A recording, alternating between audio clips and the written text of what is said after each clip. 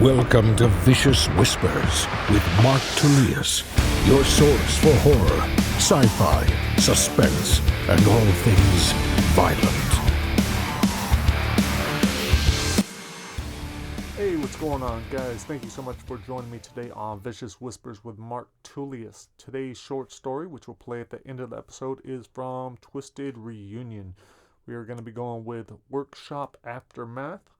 I think it's a little bit of a long one, but also fun.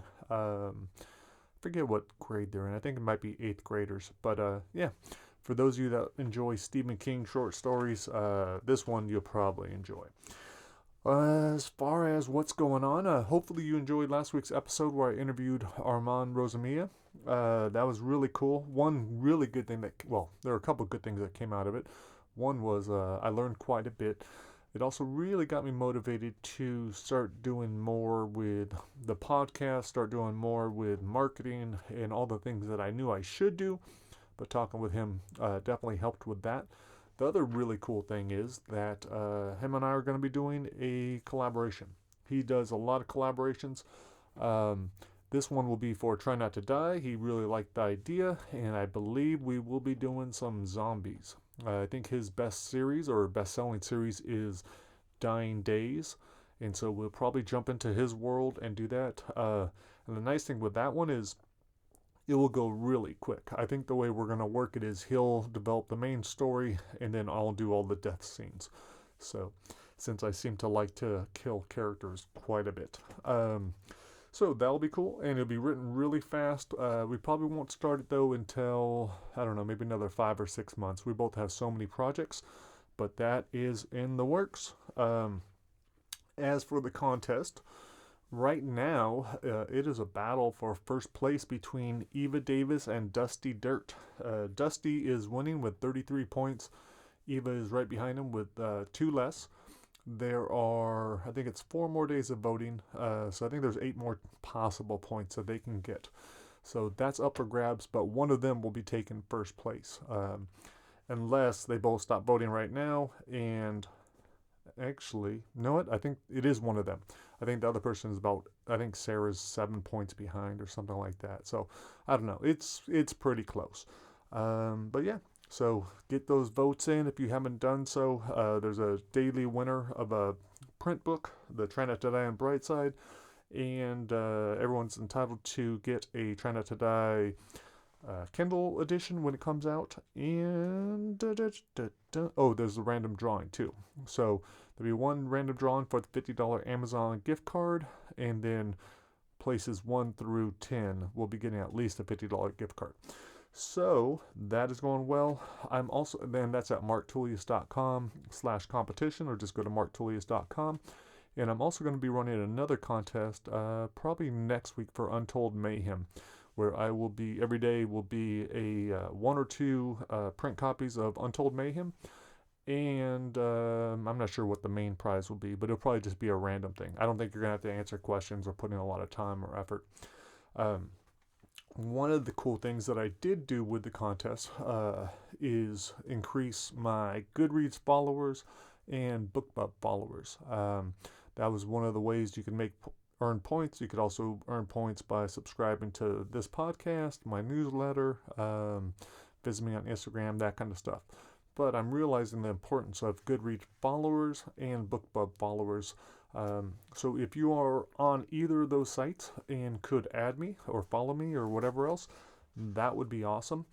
I was joking around about the other day saying I like to think of it as stalking. So I was like, so the more people that are following me or stalking me, the more anxious I get, and I thrive on that anxiety. So please stalk me. It makes me feel important too. Kind of like Jesus. How many followers can I get? If I get enough, maybe I could start my own little cult, which I've always wanted to do. I think it would be a pretty fun cult. And also with the contest, you guys are, I think the average is about, you're dying 60% of the time, which is pretty fair. Sometimes it's a 50% chance. Sometimes there's 3 questions, and so you only have a 33% chance of living. So right now, everyone's pretty much it's all luck. But that's nice. And I saw yesterday's choice was I was able to steer most of you guys to your death, which is fun. I want people to die in the book. I want you to think, oh yeah, that's probably the right thing, and realize, oh shit. If nothing else, it helps us remember that it doesn't always matter whether or not we're making the right choice. Like sometimes there is no right choice. Shit can always go wrong. Death is always just right around the corner. So yeah, I think that is enough on the contest. One of the things that we had to stop for the contest was every day I was putting up the new audio chapter. Donna Gonzalez, my co-author, was narrating it, but a bunch of stuff came up. She is going to be starting a new job, and right now her life is pretty crazy. So I told her, let's just stop the recording and I'll hire someone through ACX. So right now, I am listening to all the auditions from all these different narrators that want the job. They all love the idea of a choose your own adventure. It's funny how many people just say they just absolutely love those books. People my age, I think, grew up on them. I definitely did, and that's the main reason why I'm writing the series. But yeah, so that is up for auditions right now. I think I'll probably hire someone by Monday, and then it should be out pretty quickly. The other thing I decided to do was to put Untold Mayhem up there as well. That one, I already hired someone. Instead of doing this, originally I was going to have Jeff Campbell record it, but he's busy with Ain't No Messiah. He still has the Try Not to Die animated clip he's working on, and then we're also writing Try Not to Die at Satan's Island. So I realized he's just not going to have the time. I don't want to wait that long either. And so I told him I'm just going to go ahead and put it out myself. So I hired someone. I was listening to all these auditions, but then someone wrote to me about multicasting, which is where you have a different narrator for each story. Or because there's 24 stories, I'm going to do one. And then these other narrators will probably do 2 each, or some might be just single. But another cool thing that happened because of that was I decided that lots of the third-person stories could be read by females. So instead of it just being one male reading every single story, which can get kind of boring, we're going to have a multicast on that. So I'm excited about that. That is already in the works. All right, guys. My camera just went out because I didn't charge the battery or my backup battery. But I also realized you guys don't need to look at me. So no more camera for today. All right. Now on to some depressing shit. Sort of depressing. I know it's not a big deal in the large scheme of things, but for me it was definitely a little bit hard. Last week my back went out really bad. My neck started hurting. It was the day after jiu-jitsu. Jiu-jitsu practice was awesome. It had 2 good days in a row. And then my neck was really sore. Next thing I know, it feels like I'm being stabbed in my back, like right underneath my left shoulder blade. So I knew my ribs were out, and they were all out. I was super twisted, which is what happens when my atlas goes out. And it took an entire week of chiropractic and acupuncture to deal with the pain and to get rid of it. So that sucked. But then I was finally able to train again. So I went on Monday to Gracie Baja, had an awesome session, felt so good. I was able to just do everything I wanted. I was smart about it. I didn't do the first 2 drills, which were stand-up drills where you had to do a throw, like a hip toss. So usually I would just be like, oh yeah, I'm not gonna say I have to sit out. I didn't just never do that. I was like, okay, I'm gonna be smart. So I sat out on those. But then when I was rolling, whether it was just rolling on my own, or there was one time where I kind of got caught in a little bit of a triangle, and when the guy was squeezing super hard, and it didn't tap, I just got out of it. That could have been what did it. But all I know is the next day my neck was a mess, hurt all day long. It was hard to think. It was hard to sleep at night. And then I got checked at Vital Head and Spine, and yes, my atlas was off again, or my C1. So I had a good talk with the doctor, Dr. Licata and Dr. Radwanski, about just I have to give up jiu-jitsu. The elasticity in those ligaments is not, it's just too loose. They're not strong enough to prevent this from happening anymore. So as much as I enjoy jiu-jitsu, as much as I love it, especially now that my son is training and my wife's training all the time, I just need to stop. So there is one more thing I'm going to try. I have an appointment to see my wife's doctor and about prolotherapy. Supposedly that has pretty good results, but even with that, I'm expecting to take off at least 6 months from now. So we'll see. Maybe I will revisit jiu-jitsu down the road, but for now I'm realizing I need to focus on other things. Dr. Licata did a really good job of getting me motivated. He knows how much I enjoy jiu-jitsu, how much I don't want to give it up, and the reasons why. And so he was like, well, what if what if you just use that to focus on different areas? And at first I was just thinking in my head, I'm like, oh yeah, I could do yoga or something else that's maybe competitive. And he said not only just physical, he said, but what about being an author? Or what about all these different areas of my life that I can put more focus on now that I won't be jiu-jitsu? And so that's what I did. This last couple days, just yesterday alone, I did 36 ads on Amazon for all my books, or six of my books. I did one ad for each book in 6 different countries. We had the U.S., U.K., Italy, France, Germany, and Spain. And so I did all those ads yesterday. Also, every day I'll be messing with ads a little bit, trying to really fine tune it. And that's something talking with Armand helped me out with. And then today I will be doing Google ads and BookBub ads. And then it's just going to be a matter of just keeping them up, fine tuning everything, and doing that. But I already see a big difference. I see my books rising in the charts, and that is awesome. So it's just going to be a little change in focus, but it is all good. Next week we have, Try Not to Die in Brightside comes out on Tuesday. If you guys are able to pick that up or share the news of it, or if you read it, if you enjoy it, if you've been doing the contest and you think it's a pretty awesome book, please tell your friends. Word of mouth is huge. Any kind of book recommendation, whether it's on Twitter, Facebook, on BookBub, or Goodreads, all that is awesome. So I really appreciate that. And then on Monday, Messiah will be on sale for 99 cents. So the Kindle edition will be on sale for, I think, Monday through Thursday or Monday through Friday. So be sure to pick that up if you haven't done so yet. It is dark. It is maybe a little depressing, but it's also a lot of fun. There's some sex.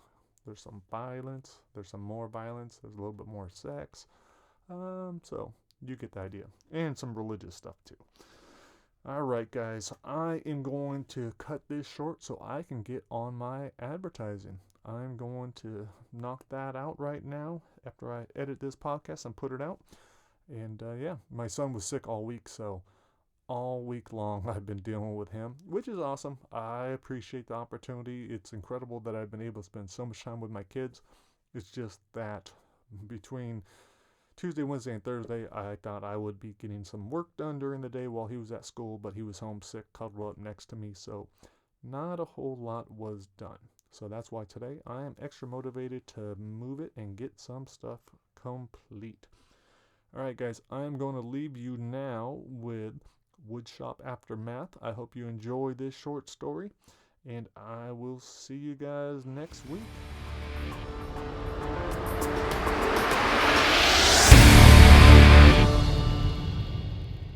Woodshop After Math.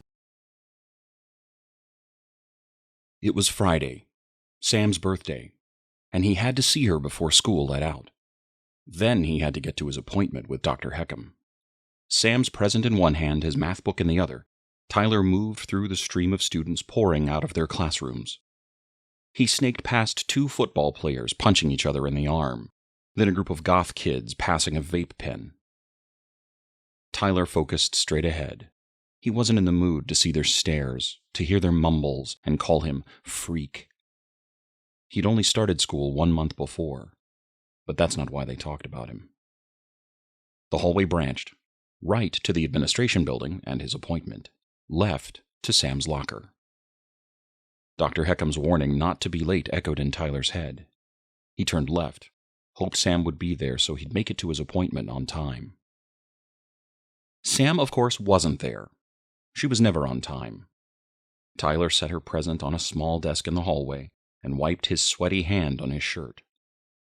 What could he say that wasn't lame? Happy birthday. How's your birthday going? Did you get any cool presents? Here you go. Here's a present I made for you in Woodshop. I spent the last 2 weeks making it.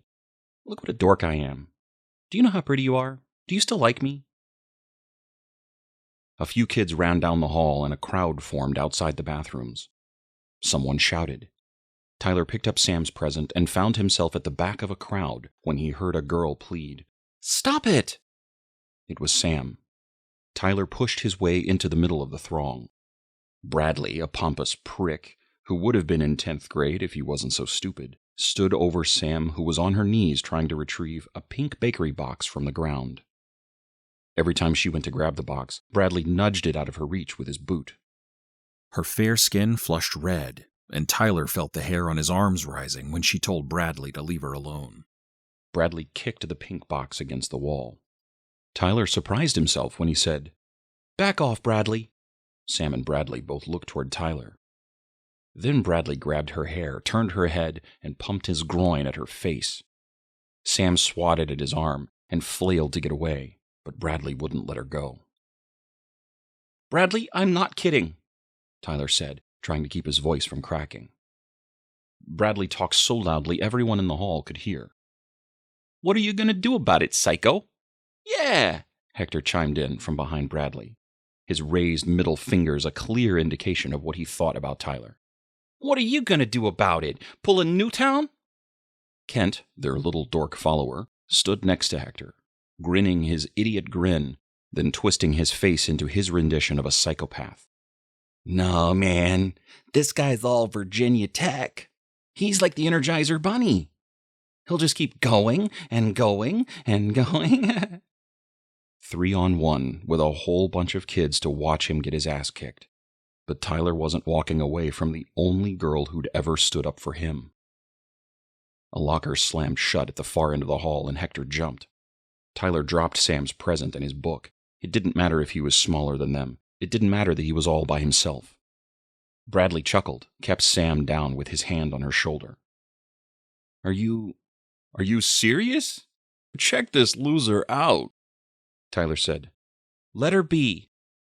Bradley stared down at Sam's chest. She's a big girl. She can take care of herself." "I'm not telling you again."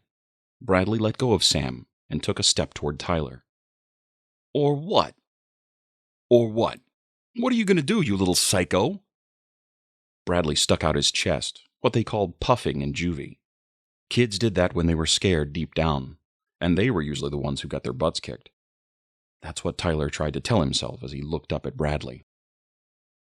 Pretending he was someone else, someone stronger and more confident, Tyler said, "I'm not scared of you or your little buddies." Oohs and ahs came from the crowd. Before Bradley could respond, Tyler took a step toward him. "Donnie was a lot bigger than you are," Tyler said, his voice flat and dead. No one said a word. Bradley looked like he wanted to say something but kept his mouth shut. A teacher that Tyler hadn't seen before came out of a classroom and yelled for them to break it up before she called the principal. Tyler couldn't help but notice she focused on him the whole time. Even teachers he didn't know had heard of him. They were convinced he was the monster the papers made him out to be. Tyler turned back to Bradley, but the punk and his friends were walking away, heads held high as if they hadn't just chickened out. If Bradley really wanted to fight, he would have done it in front of the teacher. In juvie, Tyler had witnessed one kid jump another one right in front of an officer, stabbing that kid's neck with the sharpened end of his plastic fork 1, 2, 3, 4 times before the officer pulled him off. The rest of the crowd dispersed while Tyler helped Sam off the ground. She thanked him but didn't need to. The way she looked at him was enough to make him take on a dozen guys. She was the one person who didn't believe he was a monster, who knew he was innocent, who believed he wouldn't want to hurt anyone for any reason. She knew that Tyler, prior to his juvenile hall stint, wouldn't ever do something so vicious. But that kid had been forgotten by everyone else. They only saw the Tyler who had spent the last 3 years locked up. He looked different. Maybe he was different. He learned that sometimes people needed to be hurt. Sam picked up the mangled pink box. It was filled with brightly decorated cupcakes, most of which were squished, their frosting splattered on the dirty tile. "You shouldn't have done that," she said. Tyler tried not to stare at her low-rise jeans as she stood. "I'm glad to see you, too." She swiped her hair from her eyes and said, "Sorry. I'm just surprised to see you." She kicked her locker closed. "Don't you have your appointment today?" Tyler wasn't listening. He scoured the floor for his present, spotted it by a row of lockers. Luckily, it hadn't met the fate of the cupcake box. He picked it up, gripped the wooden cylinder, not sure if he should give it to her. Sam repeated, "Don't you have your appointment?" "Well, yeah, but I was passing by and thought I'd see you." Sam motioned toward his math book. "You passed admin on the way from pre-algebra." "What can I say? I'm still new here." Tyler forced an awkward laugh. "Haven't got the place figured out yet." "You should get going. The bell's going to ring any minute and you can't be late." "Then we better hurry." Tyler grabbed her hand. "I'm walking you to class." Sam hesitated before following. "You can't walk me down the hall. I don't want you to ever get in trouble because of me again." Tyler almost said that he would do anything for her, that she was worth it. "What's that?" she asked, indicating her present. He almost offered it to her and wished her a happy birthday, but he saw the clock. Less than 2 minutes. Sam told him to just go. Tyler began to pull her in the opposite direction. "Woodshop's over here. I said I'd walk you to class." Sam complained, but not too much, and hurried with Tyler to the lone building outside the double doors, where the loud noises wouldn't disrupt the other classes. At the door, Sam looked down at her mangled box of cupcakes. "These are ruined. I worked so hard on them," she said. "You made your own cupcakes for your birthday?" Her look said she was surprised he remembered. Tyler said, "I thought you hated Jenkins. Why take the cupcakes to Woodshop?" "I need all the brownie points I can get. Jenkins hates me, especially when I don't wear a skirt he can look up." Tyler changed the subject, worried he wouldn't be able to talk if he thought about her smooth thighs peeking out from under a skirt. "You do just as well as any of the boys in there. You'll find out that doesn't always matter. You'll find out that doesn't always matter." Unable to think of anything clever to say, Tyler simply said, "Well, that sucks." The bell was going to ring any second, but Tyler didn't care. He tried to remember if Sam had always been so beautiful, if she'd always been so quiet. He wondered if her dad still drank too much, if things had gotten any better at home. 15 feet from the door, the bell sounded, signaling the start of 7th period. Tyler opened the door and held it for her. "Will you just go?" Sam begged. "I really don't want to see you get in any trouble." Tyler nodded, started jogging backwards. "I have a present for you. I'll give it to you after school." She smiled before she turned to head inside. Mr. Jenkins, with his creepy mustache and safety goggles, ushered her in. Someone inside the class whistled. It was Bradley, who was sitting at the table closest to the door. The prick patted the empty chair next to him, telling Sam he had another place for her to sit if she didn't want to sit there. Tyler headed back, didn't care that Mr. Jenkins was in the middle of roll call. He pushed open the door all the way. "Excuse me?" Mr. Jenkins said, clearly pissed. "Go take your Ritalin or whatever it is they give nutjobs like you," Bradley said. Hector and Kent laughed. Mr. Jenkins snorted. Tyler didn't waste any words, just headed straight for Bradley. The look of surprise on Bradley's face was priceless as he pushed back the chair, struggling to get to his feet. If Tyler had been any quicker, and if Sam hadn't yelled at Tyler not to do anything stupid, Tyler would have embarrassed Bradley in front of the entire class. But Mr. Jenkins was quick. He blocked Tyler's path, a 2x4 in his right hand, his left hand extended like a crossing guard. "Don't you have somewhere to go?" "Yeah, go to see your shrink," Bradley pointed at Tyler. "You and I will talk after school." Tyler imagined how good it would feel to rip the wood out of Mr. Jenkins' hand and bash Bradley's face. "Ignore him," Sam said. "I can take care of myself." Without looking at her, Bradley, Hector, Kent, or any of the other assholes laughing at him, Tyler spun around and headed for the administration building. He was late. His heart was pounding. He took deep breaths and practiced Heckham's positive thinking drills, told himself that Bradley wouldn't really try to fight him after school, that the punk would end up chickening out. He tried to forget about Mr. Jenkins threatening him with the lumber, and he concentrated on the smile Sam gave him when he told her about the present.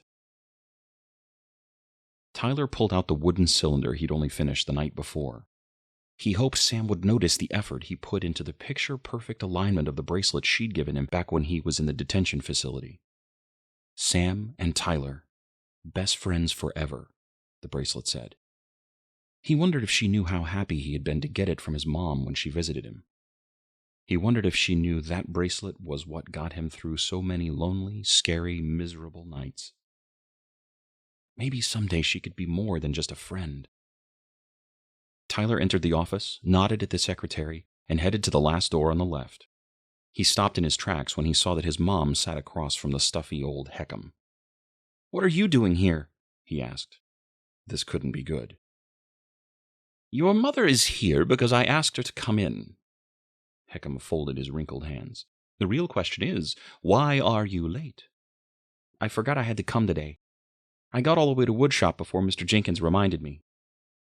Heckham glanced in the folder. "You have Woodshop first period." I'll have to put this into my report to Officer Wright. I warned you that I would."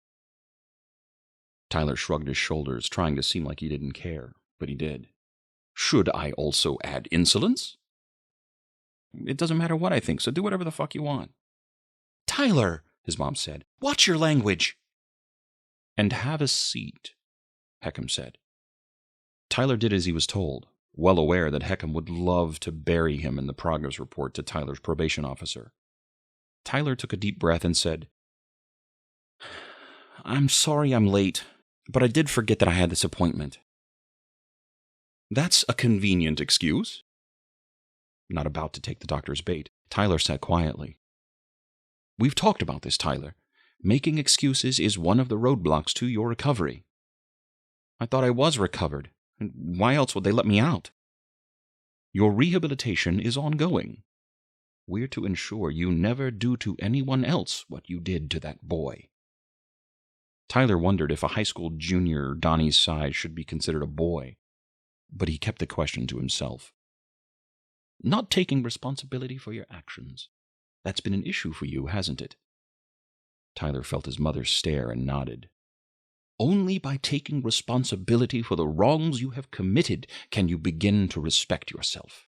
And only then will others be able to respect you."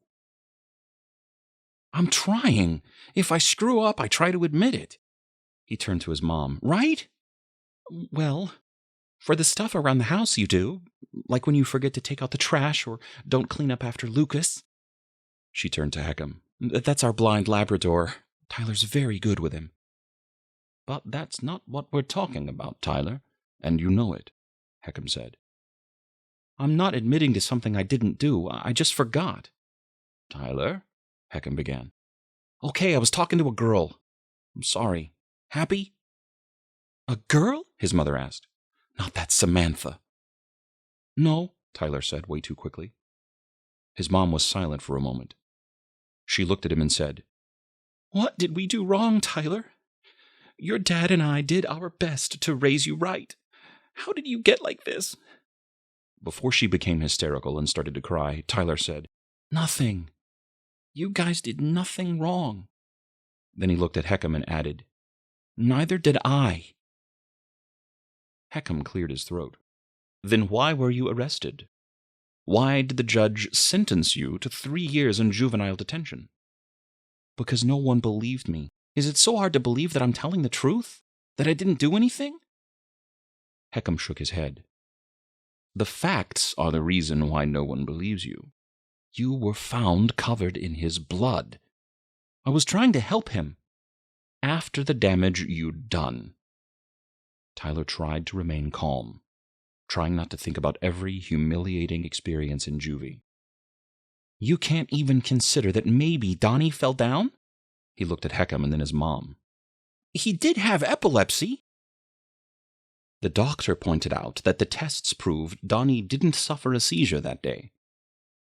Then why did he have a history of beating you up and teasing you? Well, maybe the test was wrong. You ever think of that?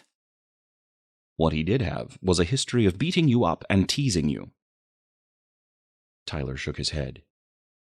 He wasn't going to convince Heckham or anyone else, even his mom. Only Tyler and Sam knew that he hadn't hurt Donnie. Only Sam knew what had happened before Tyler arrived. Tyler had been on his way home from elementary school when he heard the scream coming from the alley. The second scream he'd recognized as Sam's. He'd run full speed toward the sound of her cry. He'd never told anyone that part of the story, and he wasn't about to now.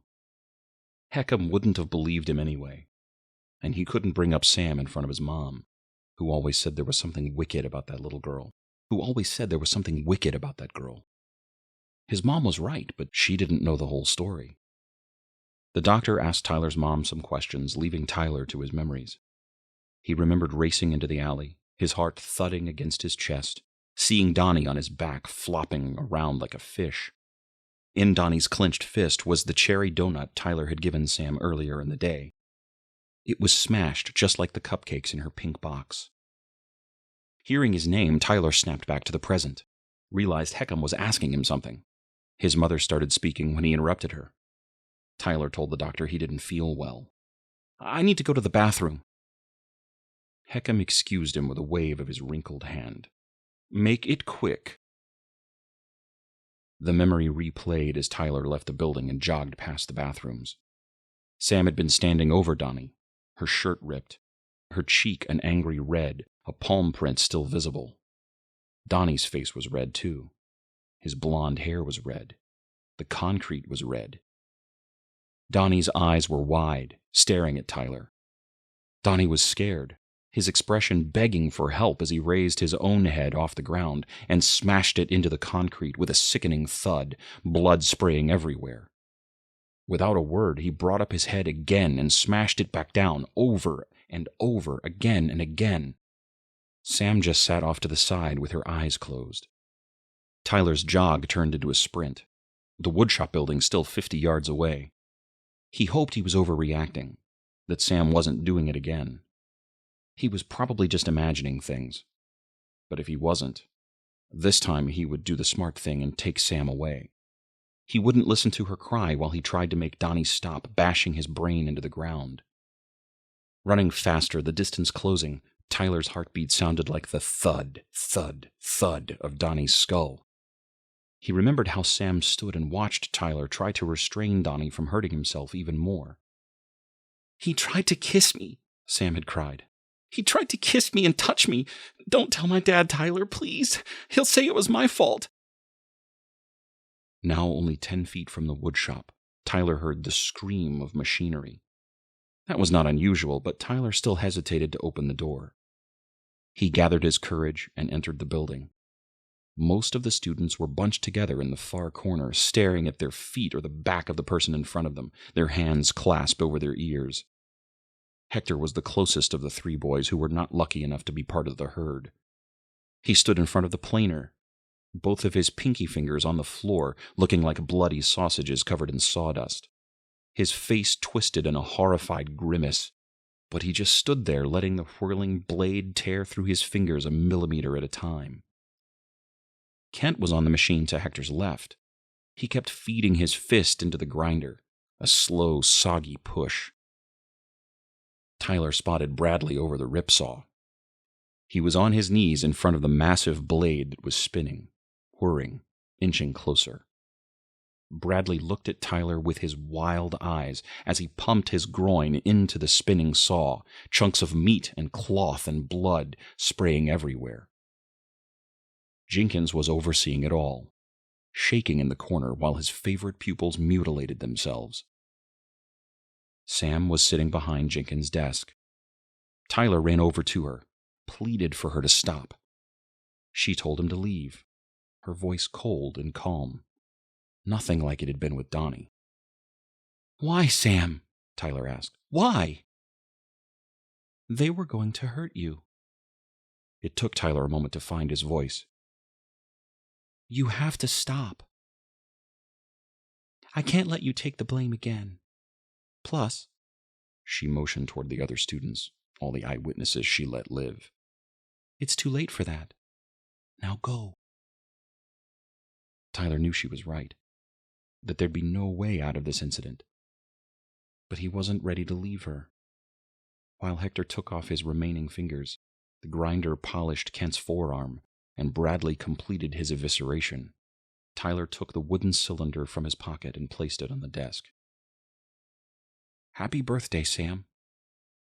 Sam smiled, stood up from her desk, and kissed Tyler on his cheek. A few of the other students ran from the building. Sam told Tyler, "Go." Tyler could only think of the kiss, the kind words, not caring of the carnage surrounding them. "I'll stay." "No, you won't. I need you to leave. The cops are going to show, and I don't know if I'm ready to let them take me. You can't be here for that." Tyler tried to stay, but Sam forced his feet towards the door. Her control over his body weakened when Tyler stepped outside.